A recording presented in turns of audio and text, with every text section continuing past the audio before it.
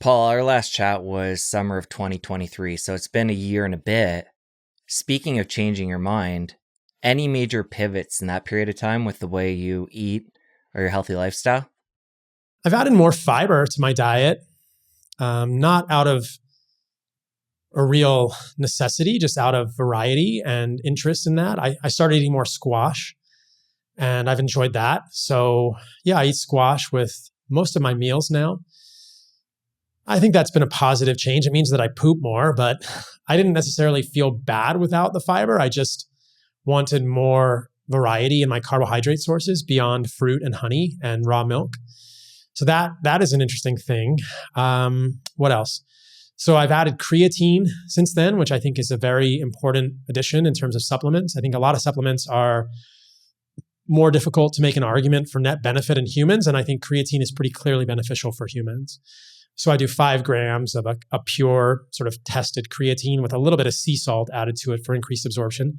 Creatine has a lot of data regarding muscle performance, explosivity, mental performance in the setting of sleep deprivation. It's also been studied in pregnant mothers and high-risk pregnancies with positive effects. I don't see any downside. Creatine is an interesting thing because it's only occurring naturally in animal foods. And most people seem to benefit from around 5 grams a day. We make a little bit in our bodies, but not that much.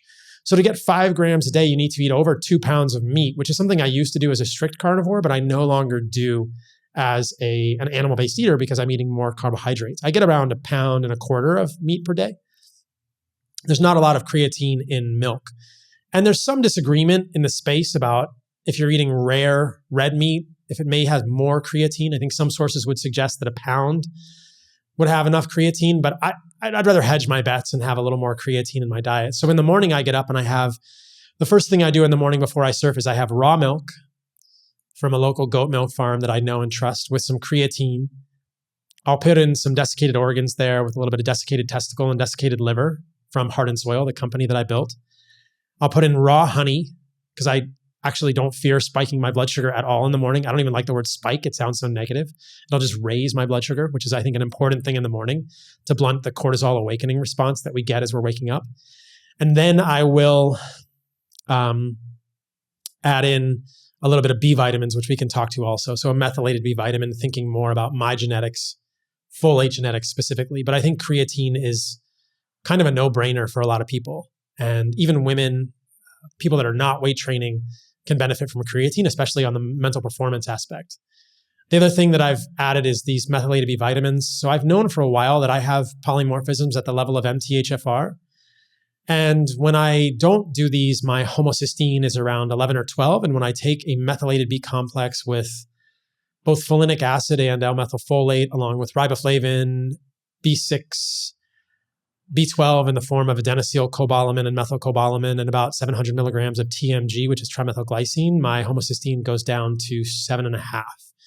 And I think that's a better physiologic level for homocysteine. I notice differences in the way that I feel with that as well.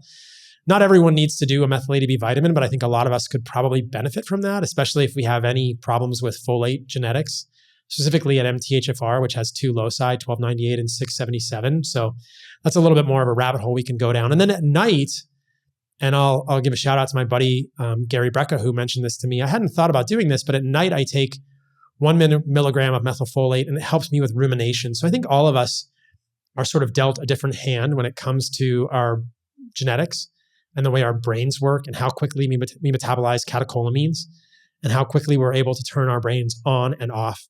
One of the things I've struggled with my whole life is turning my brain off. And I think at the end of a day, working, podcasting, doing things like this, I have a lot of catecholamines, that being epinephrine, norepinephrine, dopamine in my brain. And that sometimes makes it hard to go to sleep. So taking a little bit of methylfolate has helped me with rumination at night and then easier to go back to sleep when I wake up in the middle of the night. So those are interesting supplement additions that I've done recently. Dietary stuff is probably pretty similar to where I was a year and a half ago. I still eat about 1 pound, 1.25 pounds, maybe 1.5 pounds of meat per day with organs, either fresh or desiccated. I still do raw milk. I still do honey.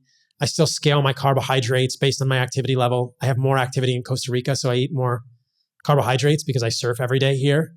I still try to get out in the sun. I still try to ground. I still think about RF, EMF in my house. That's sort of Wi-Fi band EMF. I also think about ELF, which is more of the outlets and the electricity in the house. I still think about the clothes I wear. I'm just going through my mental list of all the things I do in my life to see if anything else has changed. I still think about the clothes I wear and the quality of the fabrics, and I still try to really protect my circadian rhythm. So a lot of that's pretty similar, and we can drill down on any of those patterns. I will say that I still get most of my calories from fruit, raw milk, and honey, and I probably get maybe 25% of the carbohydrates now from squash. If you enjoyed that clip, you're going to want to head over here and catch the full episode. I'll see you over there. Excess linoleic acid in the human diet leads to excess linoleic acid in human cell membranes. And that creates an oxidative liability for us. It puts extra stress on the body. It's sort of like having extra dry wood around your cabin in the mountains and always running your wood burning stove.